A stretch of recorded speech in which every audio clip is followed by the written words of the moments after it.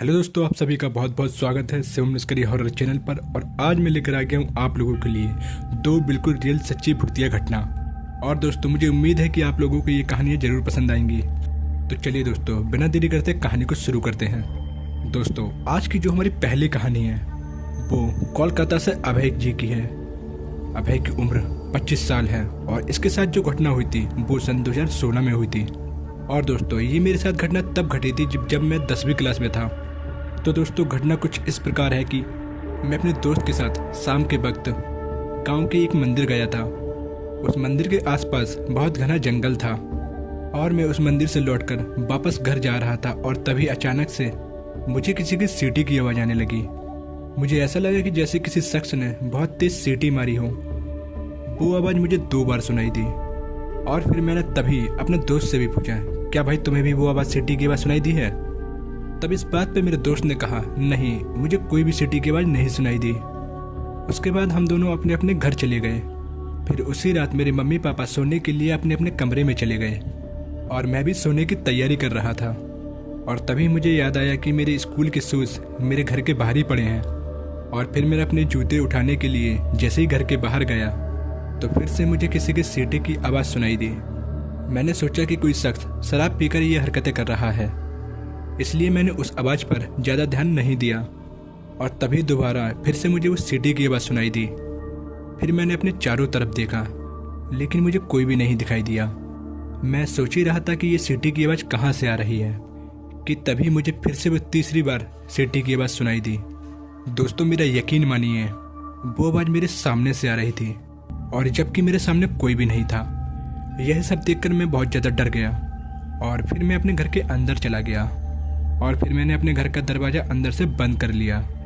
उसके बाद तुरंत ही ये बात मैंने अपने मम्मी पापा को बताई। इस बात पर मेरे मम्मी पापा बोले, अरे कोई बेवड़ा होगा जो शराब पीकर सीटी बजा रहा होगा और इसलिए ज़्यादा सोचो मत और अपने कमरे में चुपचाप जाकर सो जाओ। और फिर मैं अपने कमरे में जाकर चुपचाप जाकर सो गया। लेकिन उस दिन के बाद मुझे हर रात को रोज़ डरावने सपने आने लगे और तो और मुझे ऐसा लगता जैसे कोई मुझे घूर रहा हो। और यहाँ तक कि जब मैं अकेला होता हूँ तब मुझे ऐसा महसूस होता है कि जैसे कोई मुझे घूर रहा है। लेकिन मैंने इन सब चीज़ों पर ज़्यादा ध्यान नहीं दिया। फिर मेरे बोर्ड के एग्ज़ाम्स करीब आ गए। फिर मैं रोज़ रात को 12 से 1 बजे तक पढ़ाई करने लगा। रात को पढ़ाई करते वक्त मैं अपनी खिड़की एक खुली रखता था। मेरी उस खिड़की से सामने का एक घर दिखाई देता था।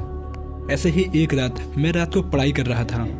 उस रात के 12 या 12:30 बज रहे थे और फिर तभी मैंने अपनी खिड़की के बाहर उस सामने वाले घर के पास एक आदमी को खड़े देखा।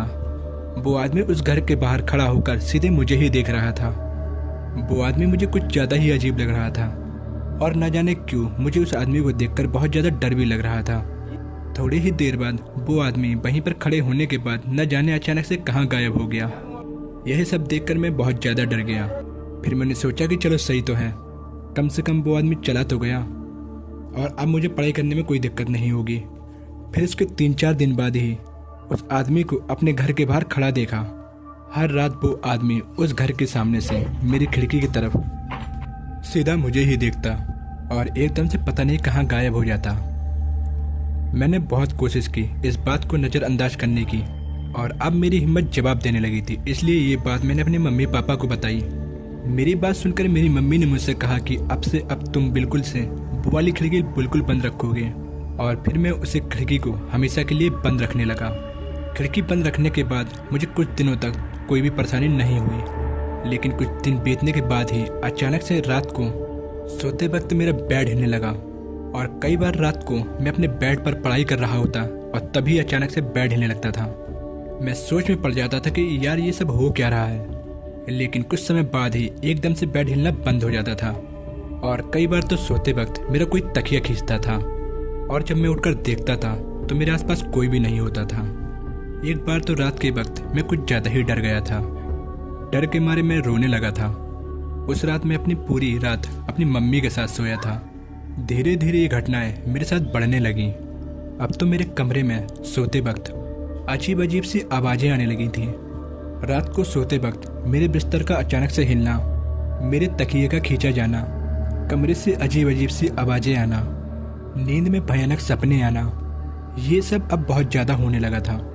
और सबसे बुरी बात तो ये थी, जब मैं ये बात अपने मम्मी पापा को बताता तो वो बस यही कहते कि ये सब कुछ नहीं होता, ये बस तुम्हारा वहम है। यहाँ तक कि मेरे घर के किसी भी सदस्य को मेरी बात का कोई भी भरोसा नहीं होता था। मैं बिल्कुल बेबस सा हो गया था। फिर धीरे धीरे मुझे इन सब चीज़ों की आदत सी होने लगी थी, लेकिन इन सब चीज़ों का मेरे ऊपर बहुत बुरा असर पड़ने लगा था। मैं अब बहुत ज़्यादा उदास रहने लगा था और अब मैं किसी से बातें भी नहीं करता था और मेरी सेहत भी दिन पर दिन खराब होती जा रही थी। और फिर इसी तरह से 2 साल बीत गए।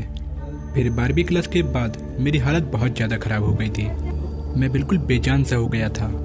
और फिर ऐसी हालत देखकर मेरे घर वालों ने मुझे किसी डॉक्टर को दिखाया, लेकिन डॉक्टर के दिखाने के बाद भी मेरे ऊपर कोई भी असर नहीं पड़ा और दिन पर दिन मेरी हालत खराब होती रही। और फिर किसी मोहल्ले वाले के कहने पर मेरे पापा ने मुझे एक बाबा को दिखवाया। मुझे देखने के बाद उस बाबा ने जो कहा वो सुनकर मेरे घर वाले एकदम से दन्न रह गए। दरअसल मुझे देखने के बाद उस बाबा ने मेरे मम्मी पापा से कहा कि तुम्हारे बेटे के ऊपर तुम्हारे ही किसी परिवार वालों ने जादू टोना करा दिया है। और उस बाबा ने ये भी कहा कि तुम्हारे बेटे की पढ़ाई लिखाई से तुम्हारे ही परिवार का कोई शख्स बहुत जलता है, इसलिए तुम्हारे बेटे के ऊपर उसने जादू टोना करा दिया ताकि तुम्हारा बेटा पढ़ लिख ना पाए और उसकी ज़िंदगी बर्बाद हो जाए। उसके बाद उन बाबा जी ने मेरे घर वालों को डांटा भी कि इतने दिनों से आपके बेटे के ऊपर इतनी तकलीफ़ें हो रही हैं और आप लोगों ने नज़रअंदाज किए। खैर, इसके बाद उन बाबा जी ने मुझे एक ताबीज़ दिया। उसे पहनने के बाद बहुत सारी घटनाएं जो मेरे साथ हो रही थी वो धीरे धीरे एकदम से पूरी ख़त्म हो गई और धीरे धीरे करके मेरी हालत भी बिल्कुल सही हो गई है। अब मुझे उम्मीद है कि मैं पूरी तरीके से अब ठीक हो जाऊंगा। तो दोस्तों, ये थी आज की पहली भूतिया कहानी और अब मैं आपको सुनाता हूँ दूसरी बिल्कुल रियल सच्ची भूतिया घटना। ये जो घटना हुई थी कानपुर के एक व्यक्ति के साथ हुई थी। उनका नाम ईशान है और इनकी उम्र 28 वर्ष है। और दरअसल ये घटना इनके साथ नहीं हुई थी बल्कि इनके पिताजी के साथ हुई थी सन 2006 में। ये घटना मेरे पिताजी ने मुझे बताई थी। आज से लगभग 17-18 साल पहले दैनिक जागरण पत्र में काम किया करते थे। मेरे पिताजी की ड्यूटी दोपहर के 2 बजे से रात के 10 बजे तक होती थी और मेरे पिताजी साइकिल से ही आते जाते थे। ऐसे ही एक बार की बात है, मेरे पिताजी रात के 10 बजे अपने ऑफिस की छुट्टी से अपने घर लौट रहे थे और तभी सिकंदरबाग चौराहे के पास उन्हें किसी औरत के जोर से हंसने की आवाज़ सुनाई देती है। वो हंसने की आवाज़ सुनने के बाद मेरे पिताजी ने साइकिल रोक दी और साइकिल रोककर वो अपने चारों तरफ देखने लगे। हर तरफ देखने के बाद उन्हें कोई भी नज़र नहीं आया। उसके बाद मेरे पिताजी साइकिल भगाते हुए सीधा घर चले आए। घर आकर उन्होंने इस बात का किसी से कोई भी जिक्र नहीं किया। फिर मेरे मम्मी पापा ने साथ में खाना खाया और खाना खाने के लिए वो अपने घर में सोने के लिए चले गए। और उस समय गर्मियों का मौसम चल रहा था और उस रात गर्मी भी थोड़ा ज़्यादा हो रही थी, इसलिए मेरी मम्मी ने मेरे पापा से कहा कि मुझे गर्मी लग रही है, मैं छत पर जाकर सोने जा रही हूँ, क्या आप छत पर चलेंगे? मम्मी की इस बात पर मेरे पापा ने कहा नहीं, मैं यहीं पर सोऊंगा, तुम जाओ छत पर। उसके बाद मम्मी छत पर सोने चली गई। उस रात मेरी मम्मी छत पर बिल्कुल अकेली ही सो रही थी। फिर लगभग 10-15 मिनट बाद ही मेरी मम्मी वापस नीचे चली आई और मेरे पापा के पास आकर लेट गई। मम्मी के ऊपर से नीचे आने का कारण मेरे पापा ने पूछा कि क्या हुआ, तुम वापस नीचे क्यों चली आई, छत पर क्यों नहीं लेटी? पापा की इस बात पर मेरी मम्मी ने कहा कि छत पर उन्हें पायल की बहुत तेजी से किसी के चलने की आवाज़ आ रही थी। उन्हें ऐसा लग रहा था कि कोई औरत पायल पहने हुई उनके आसपास चल रही है। वो आवाज़ सुनकर उन्हें बहुत ज़्यादा डर रहा था, इसलिए वो सीधा नीचे चली आई। मम्मी की इस बात पर मेरे पापा ने कहा कि ये सब तुम्हारा वहम है, ऐसा कुछ भी नहीं होता है। इसके बाद मेरे पापा मेरी मम्मी की तरफ पीट करके लेट गए। अभी मेरे पापा पीट करके लेटे ही थे कि अचानक से मेरी मम्मी ने चीख मारी। मम्मी की चीख सुनकर मेरे पापा एकदम से चौंक गए। फिर पापा ने हड़बड़ाते हुए मम्मी से पूछा कि क्या हुआ, तुम इतनी तेज चीखी क्यों? और तभी मम्मी ने पापा से कहा कि वो देखो। और फिर मेरे पापा ने भी उसे देखा। वो एक औरत थी सफ़ेद साड़ी में, उसके बाल उसके चेहरे के आगे बिखरे हुए थे और सबसे डरावनी बात तो यह थी कि उस औरत की लंबाई 7-8 फुट थी और वो औरत मेरे मम्मी पापा के बेड से मात्र कुछ दूरी पर ही खड़ी थी। उस औरत को देखने के बाद मेरे पापा कुछ सेकंड के लिए अपनी जगह पे जम से गए थे और फिर मेरे पापा ने एकदम से बहुत तेज चीख मारी और फिर मेरे पापा की चीख से मेरे चाचा चाची, मेरे दादा दादी और घर के बाकी लोग पापा के पास इकट्ठा हो गए और तब तक वो भयानक औरत न जाने कहाँ पर गायब हो चुकी थी। फिर मेरे मम्मी पापा ने घर के सभी लोगों को बताया कि कैसे वो भयानक चुड़ैल मेरे मम्मी पापा के बेड के पास खड़ी थी और कैसे वो अचानक से गायब हो गई थी। फिर मेरे घर वालों ने वो रात पूरी जागते हुए काटी और अगले दिन ही मेरे मम्मी पापा, मेरे दादा दादी, मेरे चाची चाचा लोग एक किसी बाबा के पास गए और फिर मेरे मम्मी पापा ने रात में घटी पूरी घटना उन बाबा जी को बताई। मेरी मम्मी पापा की पूरी बात सुनने के उन बाबा जी ने मेरे मम्मी पापा से कहा कि कल रात जब तुम काम से अपने घर लौट रहे थे कि रास्ते पर तुम्हें किसी औरत की हंसने की आवाज़ सुनाई दी थी। उस बाबा की ये बात सुनकर मेरे पापा चौंक गए थे क्योंकि ये बात उन्होंने किसी से नहीं बताई थी। मेरे पापा कुछ बोल पाते उससे पहले ही उन बाबा जी ने कहा कि तुमने जिसकी हंसी सुनी थी वो कोई एक औरत नहीं थी बल्कि एक चुड़ैल थी और वो चुड़ैल तुम्हारे साथ साथ तुम्हारे घर तक पहुंच गई थी। पहले वो चुड़ैल तुम्हारे पीछे पड़ी थी लेकिन वो चुड़ैल फिर तुम्हारी बीवी के पीछे पड़ गई क्योंकि तुम्हारी बीवी गर्भवती है और अब ये चुड़ैल तुम्हारे बच्चे को अपने साथ ले जाना चाहती है।